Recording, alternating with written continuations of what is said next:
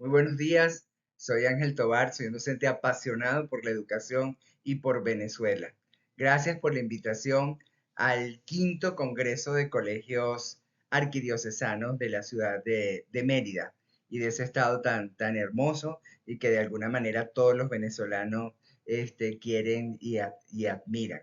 En esta oportunidad yo voy a hablar de proyectos educativos en sinodalidad, escuelas que sueñan y caminan en clave del Pacto Educativo Global.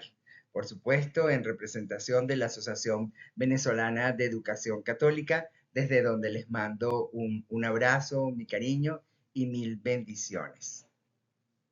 Es importante destacar cuál es el punto de partida. En este momento estamos promocionando el proyecto educativo de pastoral de la Asociación Venezolana de Educación Católica, que tiene una duración de 10 años.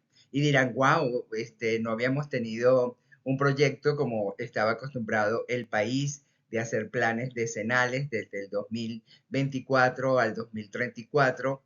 Y bueno, no se trata de creer que estamos encausados en unas estructuras como la planificación estratégica con objetivos de punto de cada año, sino que estamos trabajando con una metodología ágil y eso es bien importante porque nos permite estar constante revisando, actualizando y viendo la realidad. Yo creo que ese es uno de los puntos importantes. Lo que sí tenemos bien claro es que nosotros, todas las escuelas católicas, tenemos que trabajar sobre cuatro dimensiones. La dimensión pedagógica de calidad, los espacios educativos de acción evangelizadora, que de alguna manera coincide con lo que ustedes hacen, que es la pastoral, la gestión administrativa sostenible. Sin una gestión administrativa, sin una planificación, no podemos avanzar, por eso es bien importante este aspecto. Y luego, ¿quién lidera? El liderazgo eficaz y eficiente que tienen que tener los coordinadores de pastoral en cada escuela junto con el equipo directivo. Aquí tenemos como base cómo está estructurado el plan educativo de pastoral. Por supuesto, partimos de nuestros valores: fe, justicia, solidaridad, compromiso, responsabilidad, y así honramos a la gente que antes de nosotros creó y soñó a la Asociación Venezolana de Educación Católica, y en algún momento, luego de discusiones en la asamblea, logramos seleccionar estos valores que son los más importantes. Así, con los valores están de alguna manera presentes los principios y rasgos que nos caracterizan: la calidad educativa, el espíritu asociativo, que es bien importante porque eso nos conecta con la sinodalidad, la inclusión integrativa, bueno, que tiene que ver con aquello, si se acuerdan en la historia, la acción preferencial por los más pobres sigue estando vigente, pero ahora el concepto se amplía a la integración, o siempre lo hemos tenido consciente y lo hemos hecho realidad, y la formación integral continua como un aspecto importante.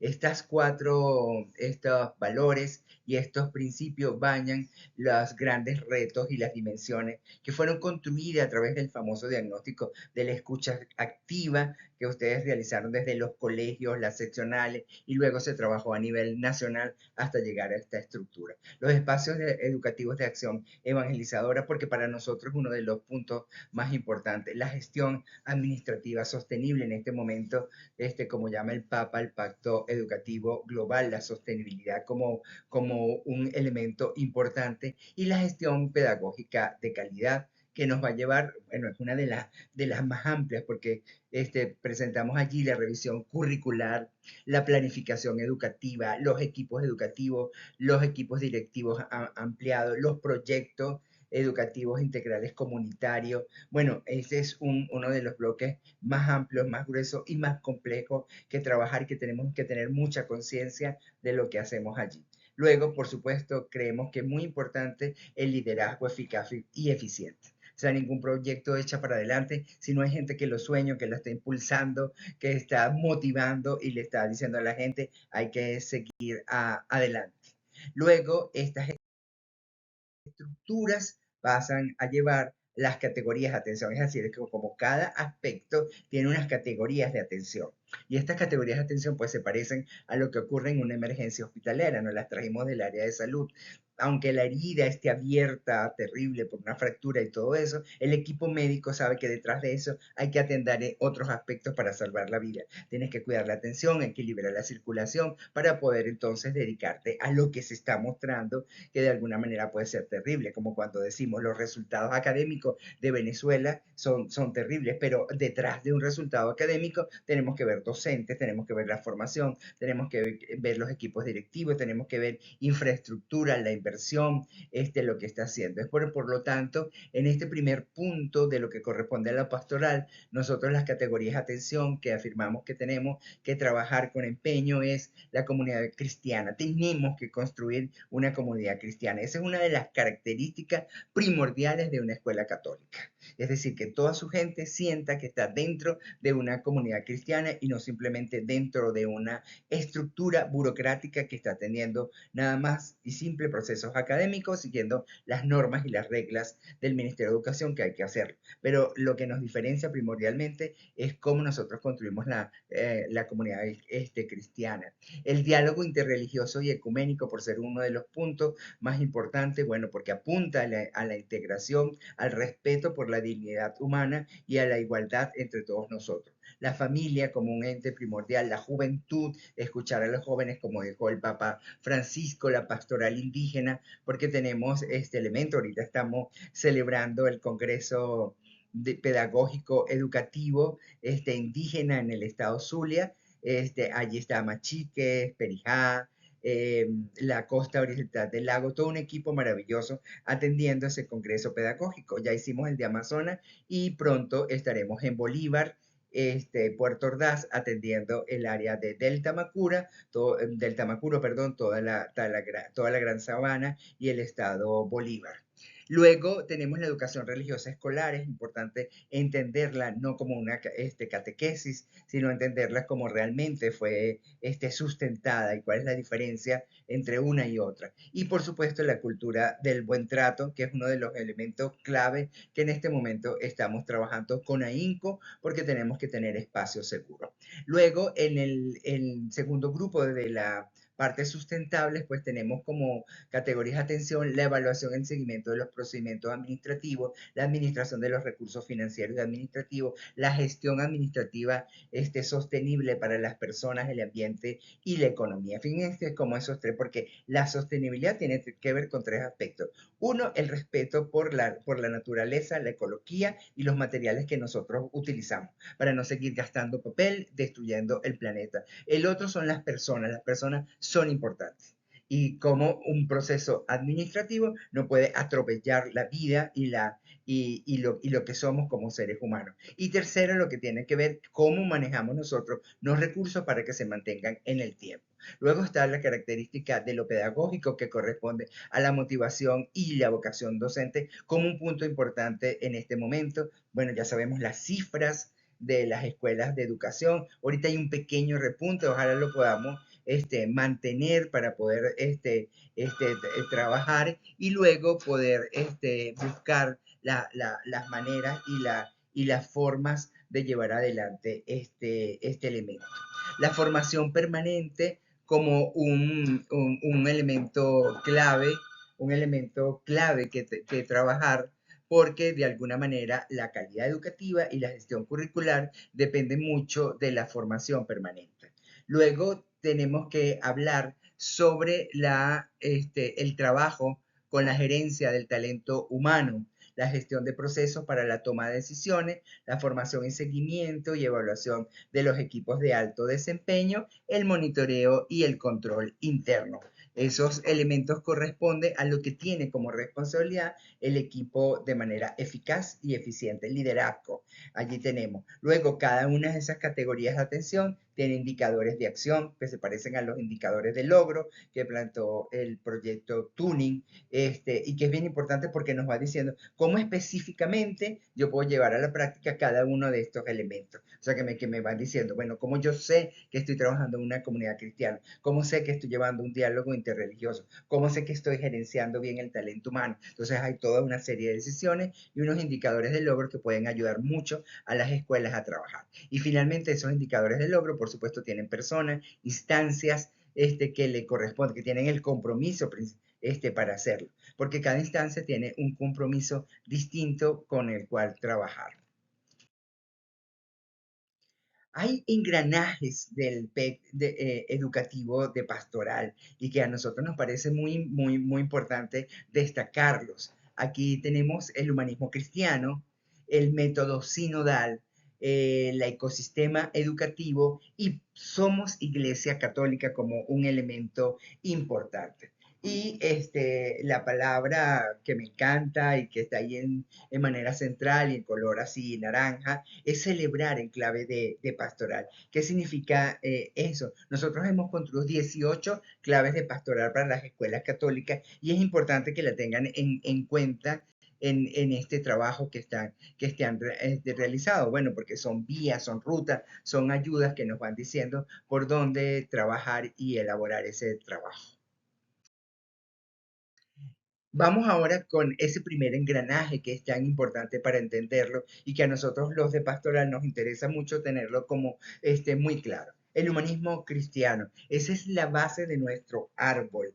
En la base de nuestro árbol, que tiene un tronco con los valores, que tiene las ramas donde están las dimensiones, y luego cada ramita con los indicadores, todo lo que estamos haciendo, es una metáfora muy hermosa. Pero la base de todo nuestro proyecto es el humanismo cristiano. ¿Y qué es el humanismo cristiano? Hay muchas vertientes del humanismo en filosofía, pero hay una que característica tiene Maritain, ¿cierto? Filósofos y maestros de la iglesia que tenemos que leer y que tenemos que buscar. Juan Pablo II, en los maravillosos, dice que es uno de los representantes contemporáneos del personalismo y el humanismo, y es importante, bueno, tener. Pero bueno, traigo aquí un resumen de lo que significa el humanismo cristiano, en donde tenemos que hacer el énfasis.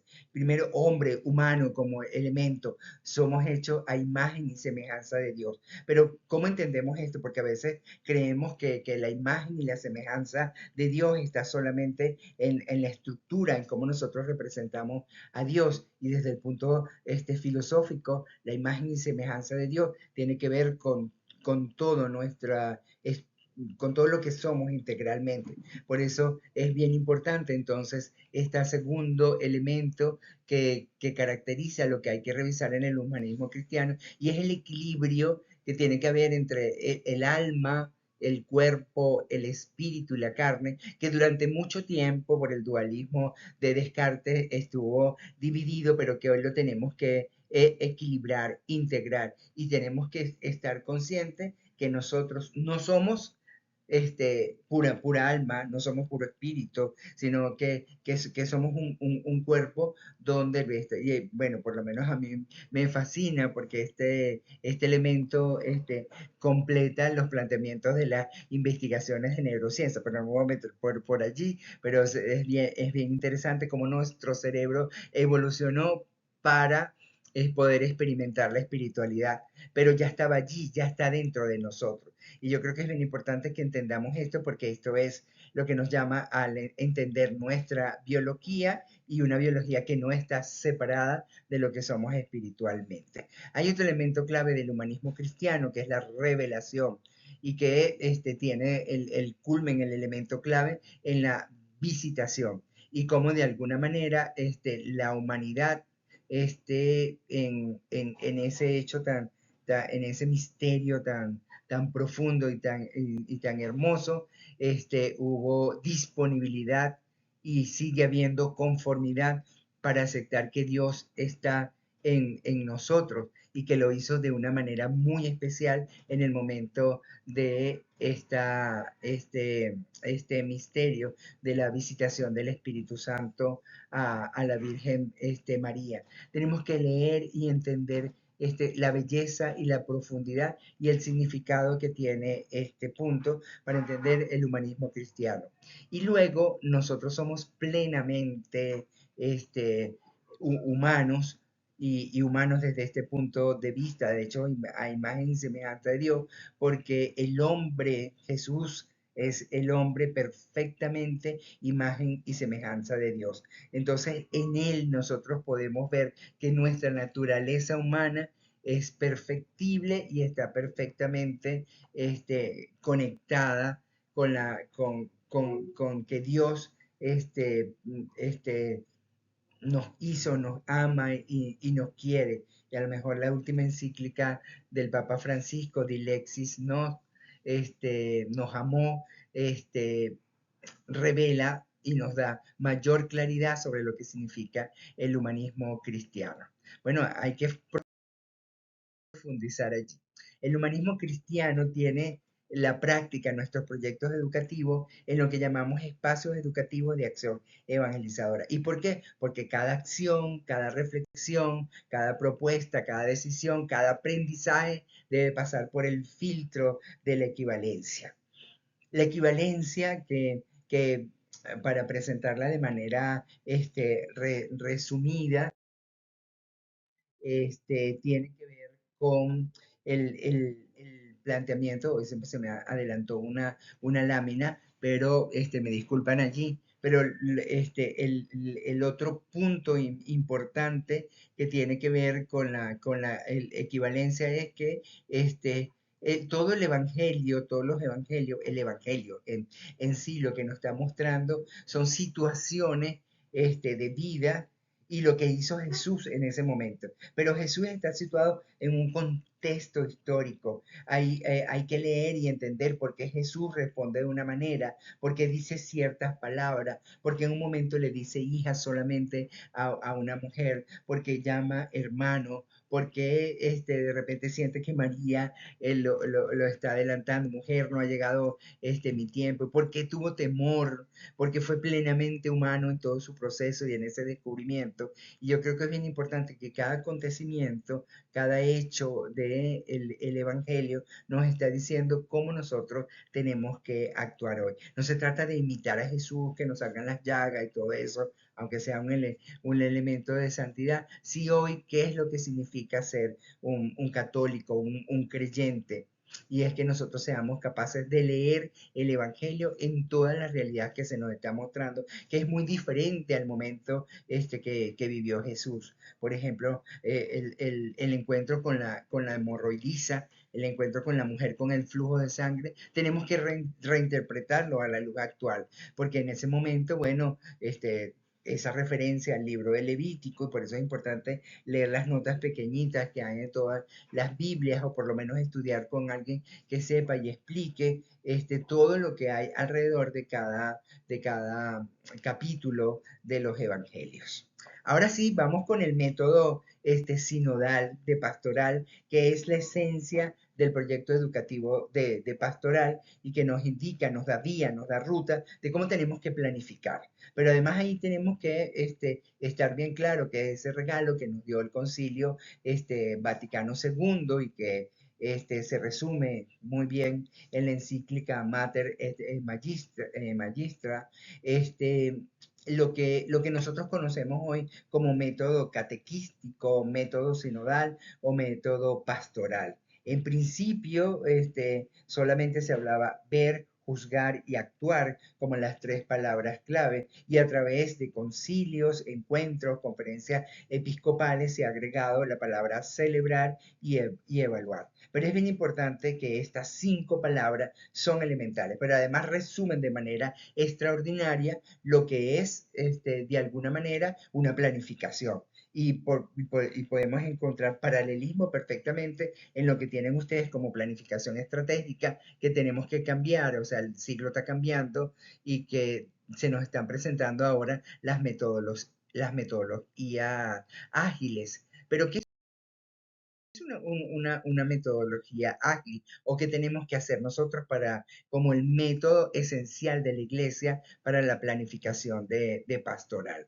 Ver la realidad. y verlas con todos los sentidos, con todo lo que significa juzgar, que supone juzgar desde lo cognitivo, y lo cognitivo requiere un proceso de conocimiento previo sobre lo que ocurre, leer encíclica, leer lo que nos han dado a través de la historia los maestros de la iglesia, las revelaciones. Es decir, que yo, después de ver, tengo que pasar por el filtro de juzgar, no hacer juicio, sino entender que el proceso cognitivo es bien importante, cómo hago esa revisión, ese acontecimiento, para luego pasar entonces a actuar, el actuar. Pero yo actúo ahora con ese filtro que me permitió el elemento de juzgar. Así como le estoy narrando, que ocurre, por ejemplo, con la lectura orante del Evangelio, que es una metodología espiritual muy hermosa, que dice, bueno, veo el acontecimiento, lo leo, lo entiendo, los personajes que aparecen allí, qué ocurre, qué pasa. Ahora, juzgo, interpreto, entiendo que esta lectura está relacionada con otro libro, con otro acontecimiento de la Biblia, pero que en aquel momento lo pensaban así, como que, bueno, en el episodio de la hemorroidiza, lo que significaba que una mujer estuviera menstruando, estaba impura, estaba sucia, y tenía, si alguien la tocaba, tenía que pasar 7 noches purificándose en el templo. Bueno, imagínense entonces, ¿cómo puedo actualizar eso si ahora ya sabemos como proceso biológico lo que estamos pero ese acontecimiento de encontrar una mujer que fue señalada, que fue de alguna manera abandonada, apartada y todo eso, y que Jesús se acerca, mírame a los ojos, tú eres hija de Dios, no estás impura, y de alguna manera tu fe te ha sanado. Y ahí en ese episodio tan corto de la Biblia hay una expresión maravillosa de lo que nosotros somos como cristianos. La, el método de planificación pastoral, yo lo considero un método de planificación ágil que está de moda en este momento. Y aquí vemos este círculo, bueno, que aparezcan las monedas, apuntar al blanco, verificar el plan y lanzar siempre, y esto como un círculo. Lo que dice la metodología ágil es que el método tiene que estar siempre revisando la realidad, volviendo a planificar, actuar y seguir en ese ciclo constante. Eso no lo tenía la planificación estratégica. En algún momento se dijo que las distintas evaluaciones deben llevar a revisar los objetivos, pero la planificación estratégica señala objetivos fijos, logros, indicadores. Y si la realidad cambia, algunos planificadores estratégicos dicen, no, pero tu objetivo era ya tú lo planteaste a 3 años, lo cumples o no lo cumples y lo llevas allí. Mientras que las planificaciones ágiles señalan que hay que moverse, hay que cambiar, hay que atender el dinamismo de la sociedad y del cambio constante. Y nosotros tenemos un método de planificación que de alguna manera es una metodología ágil que tenemos que aprovechar. Liderazgo eficaz y eficiente. Y aquí está la ruta hermenéutica, que así como ahora sabemos que gira en nuestro sistema solar, que no es un círculo solamente así, sino que va moviéndose a través del universo, asimismo es la manera de planificar y en donde se tiene que mover el liderazgo eficaz y eficiente. En esta metáfora de que vamos constantemente viendo, juzgando, actuando, celebrando, que es una palabra clave, y evaluando. El líder dentro de una institución católica tiene que hacer un liderazgo al estilo de Jesús. Y Jesús, el que siempre acompaña, el que no juzga, el que se sienta y se pone al mismo nivel de la mujer que va al pozo y que a través de preguntas logra que ella entienda que quiere tomar de esa agua. El mismo líder que se puso al lado de los discípulos camino a Emaús, el mismo líder que tuvo miedo y les dijo no son capaces de cuidarme y de estar despierto, ese que de alguna manera rezó en el huerto de Getsemaní y que ahí se hizo plenamente más humano cuando dice que no se haga mi voluntad sino la tuya. Ese es el reto de lo que lleva. Y para los pastoralistas, que es tan importante como mantener la motivación en este momento en el país, es bien importante que el liderazgo sea un liderazgo inspirador, transformador. Son como dos palabras clave.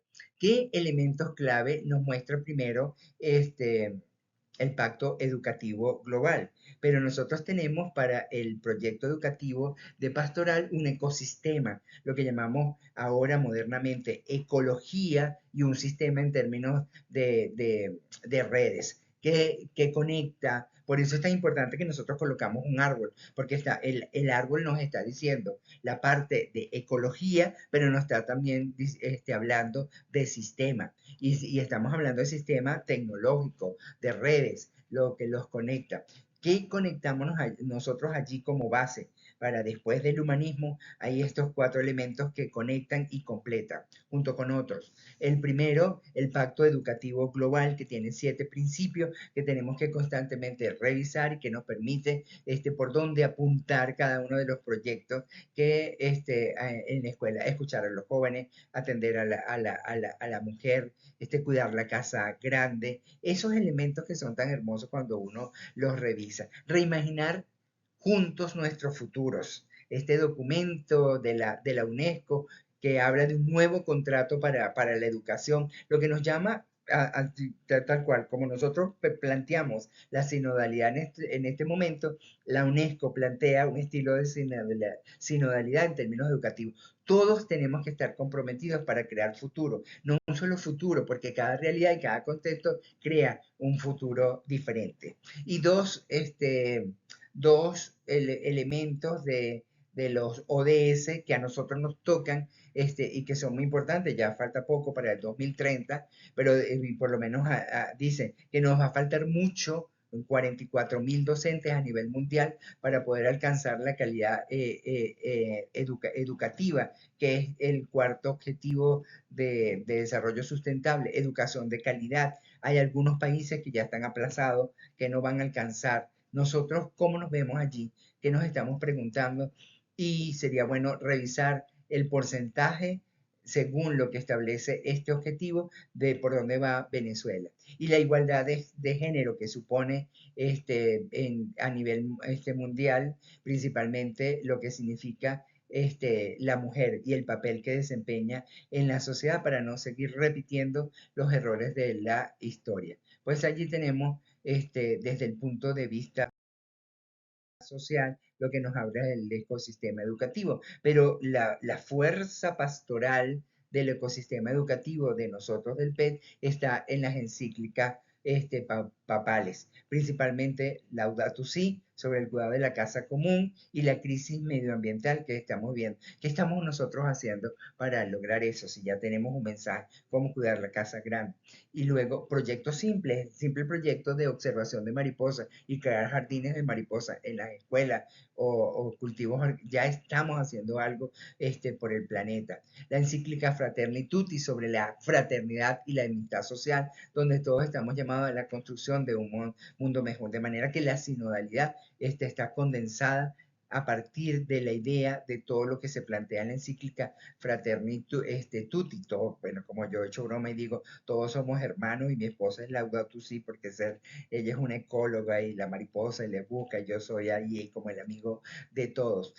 Yo no quería dejar por fuera, aunque no la tenga en términos, porque no estaba escrita, no se había presentado, pero la encíclica Dilexis Nos, que habla del amor profundo de Dios hacia nosotros, nos amó y que a través de Jesús, el corazón de Jesús, queda totalmente y plenamente demostrado. Además tiene unos textos hermosísimos que recomiendo leerla y revisarla para incorporarla a todo el trabajo y la reflexión teológica que tenemos que hacer en términos del proyecto. Los proyectos actuales y las métricas que son clave para hablar, o sea, tenemos que presentar resultados. ¿Qué estamos haciendo? Ya tenemos una estructura de cómo es el plan educativo, cómo lo llevo en la escuela, cómo lo pongo en práctica, ya tengo como una guía, pero no es una camisa de fuerza que nos está diciendo. Nosotros sí tenemos que trabajar los espacios educativos, todo lo más pequeño. Desde se resuelve un conflicto, Jesús tiene que estar ahí en medio de ello. Por ejemplo, nosotros no podemos judicializar el caso del bullying o el caso de dos niños que pelean, porque ¿cómo lo vamos a mandar a tribunal? Nosotros en la escuela tenemos que ser capaz de resolver eso como Jesús resolvió, como resuelve un cristiano una situación de conflicto, pensando y viendo integralmente a cada humano que está en la escuela con una situación de la casa. A lo mejor la violencia de la casa termina por revertirse en la escuela y qué podemos nosotros hacer allí. Tenemos que trabajar con los padres. Dos aspectos que suponen el ecosistema educativo donde tenemos que estar pendientes. Es la gestión de pedagógica de calidad y la gestión administrativa sostenible que hay que revisar. Tenemos que ser honestos en la administración de recursos. Nosotros recibimos el recurso del Estado, las escuelas de autogestión reciben recursos de los padres y tenemos que ser honestos en lo que estamos haciendo y en lo que estamos administrando, porque de alguna manera se nos puede juzgar terrible desde ese punto. La sociedad puede buscar allí. Somos Iglesia Católica, para ir cerrando esta idea. ¿Qué nos distingue de las otras escuelas del país? ¿Qué es lo esencial de la educación católica? Yo lanzo allí la idea de que la Asociación Venezolana de Educación Católica no se puede estar mirando solamente con convenio informa, convenio, y como que si solamente estamos allí revisando lo administrativo y ya. Y yo creo que sí, nosotros somos administrativamente intachables. Todas nuestras escuelas y el Estado nos respeta y nos mira, el país admira lo que nosotros hacemos, la maravilla que hacemos con ese poquito de dinero y que mantenemos unas escuelas espectaculares, hermosas y con proyectos.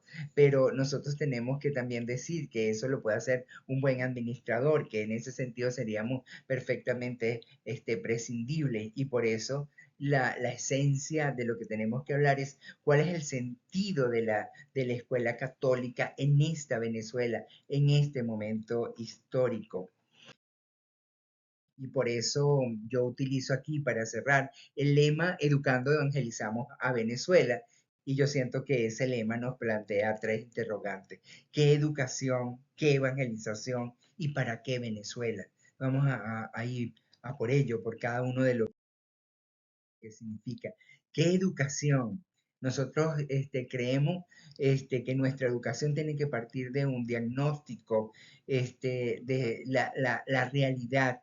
Y en la realidad en la que nosotros estamos, también tenemos que discernir cómo nosotros nos acercamos. Tenemos congregaciones con distintos carismas, tenemos laicos también con distintos carismas, y eso nos habla del cuerpo de Dios, donde cada quien tiene una función y todo eso, y que lo maravilloso, porque también se conecta con la idea de neurodiversidad. Pero después de ese análisis de la realidad, viene el principio de la encarnación. Hay que ser realista. ¿Hasta dónde podemos llegar? ¿Cómo podemos actuar? ¿Qué nos detiene? Y saber que a veces nos detiene el dolor y que tenemos que vivir el dolor y todo eso. Pero eso no nos permite estancarnos porque tenemos una capacidad extraordinaria de imaginar, de soñar, y todo católico imagina, sueña, así como de alguna manera todo no se acaba en la crucifixión, en la muerte, sino que todo comienza con la resurrección, porque creemos en un Jesús resucitado, un Jesús que sonríe, un Jesús que está allí con nosotros hasta el fin de los días. Pero eso necesita mucha conversación con el Espíritu. Todos escuchamos al Espíritu, entonces tiene que haber mucho espacio de oración, de convivencia, hay que meter a todo el mundo y hay que pasar por los tres niveles de lo que significa conversar con el Espíritu. La meditación, un acto cognitivo, porque requiere que a partir de una lectura, una canción, una imagen, una dinámica, hagas un proceso de mental que ocurre, que me enseña, que me ocurre, pero luego tienes que dejar que el Espíritu hable desde dentro, que el Espíritu se haga dueño de la situación y nos revele cosas. Entonces, si todos hablamos, no nos vamos a escuchar. Si todos escuchamos, podemos hablar. Entonces, así que de alguna manera todo todos importamos. Hay que escuchar a los niños, hay que escuchar a los jóvenes, hay que escuchar a los ancianos, hay que escuchar a la parroquia, hay que escuchar al cura, hay que escuchar al cura, perdón, hay que escuchar al laico, hay que escuchar al político, hay que escuchar a los de la comunidad. Es decir, eso es lo que va a hacer, pero lo hacemos nosotros desde la escucha del Espíritu. ¿Qué evangelización? Como la segunda pregunta. Hay que traducir en clave educativa la misión de Jesús. Dos frases profundas. Vayan y hagan discípulos a todos los pueblos.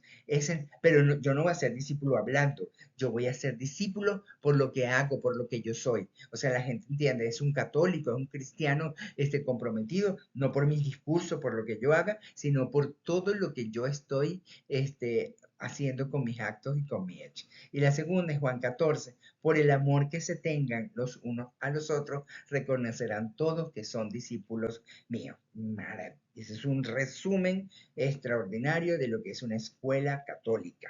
Si se entra a esa escuela y se siente el amor entre unos y otros y el amor hacia Dios, entonces estoy entrando en un espacio sagrado, estoy entrando en una escuela católica, no una escuela que tiene una cartelera que dice que somos y todo eso, pero se forman unos líos, la gente pelea, los profesores no se soportan, no tienen un compromiso porque ese es simplemente un trabajo. El equipo directivo tiene todo al día, tiene proyecto educativo, en el distrito está muy bien, no tiene que todo está perfecto, pero se odian, se detestan, no se aman, no tienen vida de oración, no hay un oratorio dentro del colegio, no hay un lugar donde un niño pueda ir de repente y sentarse y dejar que el espíritu hable. Entonces fíjense todo lo que por el amor que se tengan los unos y los otros, reconocerán que son discípulos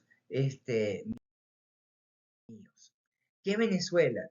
Estamos llamados a construir las mayores redes de apoyo de aprendizaje socioemocional en este momento, aprovechando esos factores protectores que poseemos como venezolanos. Somos resilientes, sí, somos resilientes, pero ahora vamos a hacer una resiliencia como cristianos. Es decir, ¿de dónde obtengo yo la fuerza para superar una enfermedad, para superar una situación oprobiosa, para atender a las personas vulnerables? Y eso lo hago desde la fuerza, desde mi sistema de creencia. Mi sistema de creencia que lo aprendí en la casa, que lo aprendí en la familia, que lo aprendí en la escuela. Somos además el brazo educativo más fuerte y más grande del cuerpo de la iglesia, la Asociación Venezolana de Educación Católica, 1050, estamos en toda parte del país, en todas las diócesis, aún donde no hay iglesia, no hay capilla, o van cada 15 días, cada 20 días, allí hay cerca una escuela católica. Por eso la escuela también es parroquia. Y yo creo que es bien importante que entendamos esa idea, porque en algún momento, no sé, nos separamos y vemos la escuela como una cosa, no pueden hacer los sacramentos, tienen que ir para la iglesia, ahora vayan para allá. Entonces, yo creo que la relación tiene que ser más armónica, porque la escuela es parte de la parroquia. Si la parroquia no tiene grupo juvenil y la escuela lo tiene, bueno, ¿cómo hacemos para combinar? Si la parroquia ya tiene grupo juvenil, ¿cómo hacemos nosotros para vincular a nuestros jóvenes en esa pastoral parroquial, que estemos trabajando en conjunto? La esperanza ha sido el gran motor de la humanidad. Y cuando se alimenta por la espiritualidad, no hay desafío que sea menor. Estamos en el jubileo de la esperanza, todavía no lo hemos terminado. ¿Y por qué en este ciclo, en medio de guerra, en medio de batallas, en medio bueno, unos líderes políticos en los países que nos cuestionan mucho lo que somos, como el Papa Francisco nos deja montado en el jubileo de la esperanza? Y cómo nosotros seguir trabajando allí. Y para nosotros, ¿qué Venezuela? Porque nosotros creemos en una Venezuela llena de esperanza. Y como yo digo, esta es una tierra que emana leche y miel. Y como le escuché en un encuentro en el colegio de La Salle, y que me pareció extraordinario, está un ecólogo que dijo que los araguaneyes solamente florecen en sequía.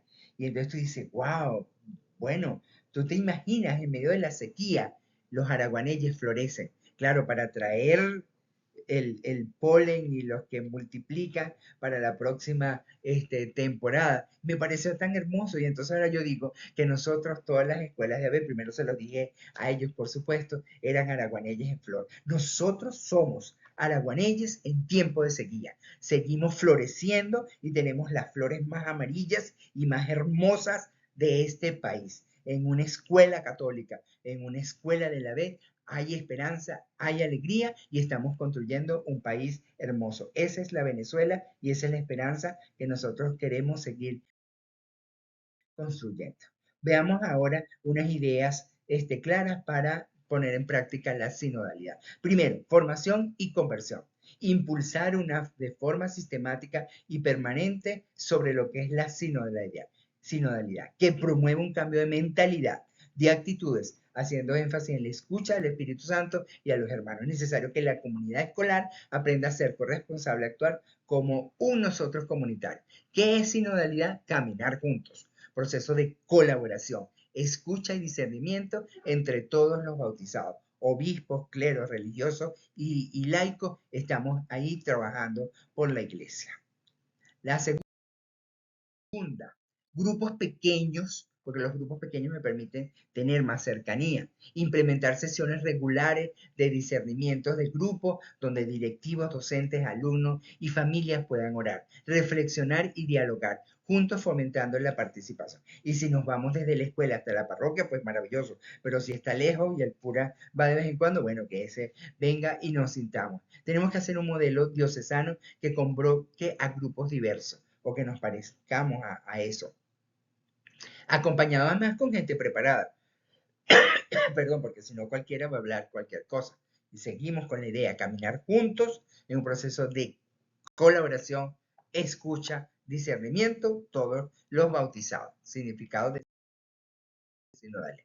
Integración y participación amplia. Promover la inclusión de todos los sectores de la comunidad educativa, incluyendo jóvenes, mujeres, diferentes etnias o grupos diversos. Bueno, que no solamente sea la señora dueña de la iglesia, que no permite que nadie entre, que le sale como una retrechería, que bueno, yo creo que a veces mira, la gente puede desear todo el poder del mundo, pero el poder que tiene una mujer que es amiga del párroco, parece que eso es lo máximo. Entonces yo creo que por ahí tenemos que caminar. Todos tienen que, o sea, que cuando un joven vaya a la iglesia sienta que es su casa, que no está ahí Brexton, que si hay un grupo de adultos, ahora hombres de Maú, mujeres de Maú, todo eso que nos está diciendo una iglesia viva, una iglesia que celebra, una iglesia que tiene elementos para seguir adelante. Cuarto, la creación de consejos y comités sinodales. Establecer consejos o comités en las escuelas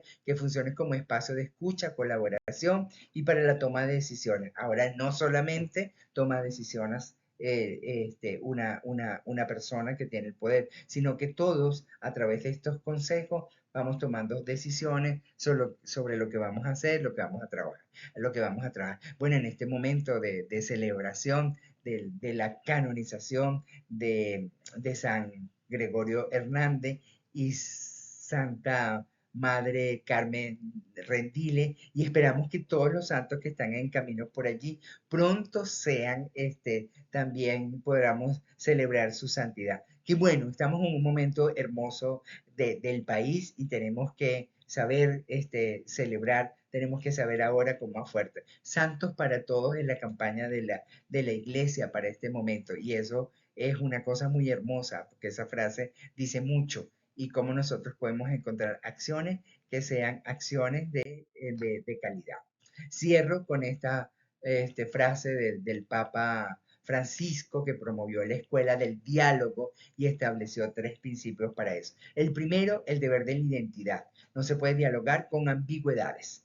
Nosotros somos Iglesia Católica. ¿Y qué significa eso? ¿Cómo nos presentamos en el mundo? El orgullo, la identidad.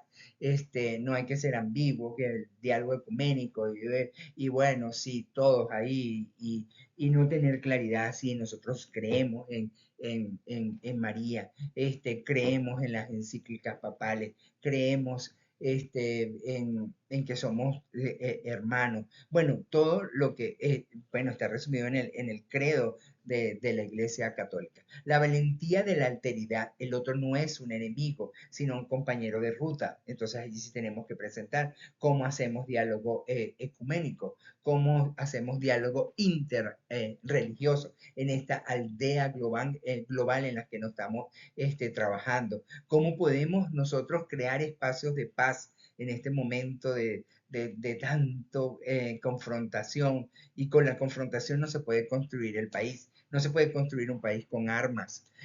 No se puede construir un país peleando. No se puede construir un país siendo deshonesto en los procesos administrativos que son básicos. Los recursos del Estado son para todos, sin distingo, y nosotros tenemos que tener la valentía de hablar y de decirlo. La sinceridad de las intenciones. El diálogo no es una estrategia con segunda intención, sino un camino para la verdad. Bueno, soy Ángel Tobar, soy un docente apasionado por la educación y por Venezuela. Siempre voy a seguir siendo eso, un maestro, un docente, porque esa es mi vocación. Y Dios quiera, yo no pierda en esta ruta como presidente de la BED, con tantas ocupaciones y todo eso, sobre todo la capacidad de escucha, que yo creo que es tan importante.